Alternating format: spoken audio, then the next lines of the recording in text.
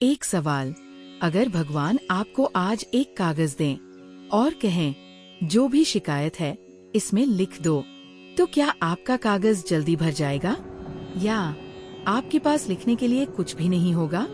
ज्यादातर लोग सोचते हैं उनकी सबसे बड़ी समस्या उनकी परिस्थितियां है, लेकिन सच्चाई कुछ और ही होती है।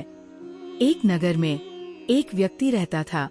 वो हर सुबह उठते ही एक नई शिकायत ढूंढ लेता, कभी मौसम से, कभी पैसों से, कभी लोगों से और कभी अपनी किस्मत से।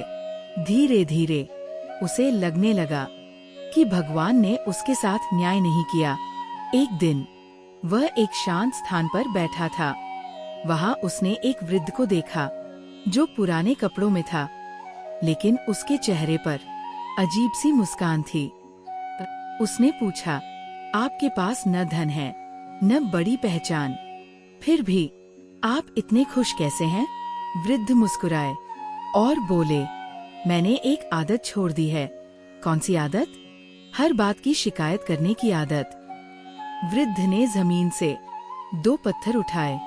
एक पत्थर उन्होंने अपनी मुट्ठी में कसकर पकड़ लिया, दूसरा खुले हाथ पर रख दिया।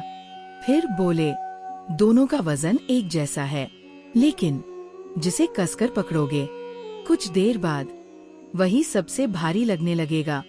शिकायतें भी ऐसी ही होती है, जितना उन्हें पकड़कर रखोगे उतना ही जीवन भारी लगता जाएगा।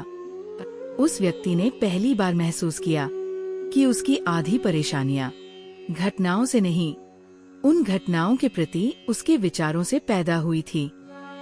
परिस्थितियां वही थी, लेकिन उन्हें देखने का तरीका बदल सकता था और शायद यहीं से जीवन भी बदल सकता था। उस दिन के बाद उसने तय किया, हर सुबह एक शिकायत कम और एक धन्यवाद ज्यादा करेगा। कुछ महीनों बाद लोगों ने कहा, तुम्हारी किस्मत बदल गई।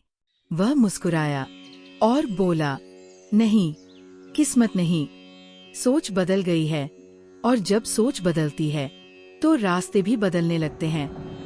भगवान हमेशा हमारी परिस्थितियां नहीं बदलते, कभी कभी वह पहले हमारा दृष्टिकोण बदलते हैं, क्योंकि जिसे हर परिस्थिति में एक कारण मिल जाता है आभारी रहने का, उसे जीवन में शिकायत करने की जरूरत कम पड़ जाती है।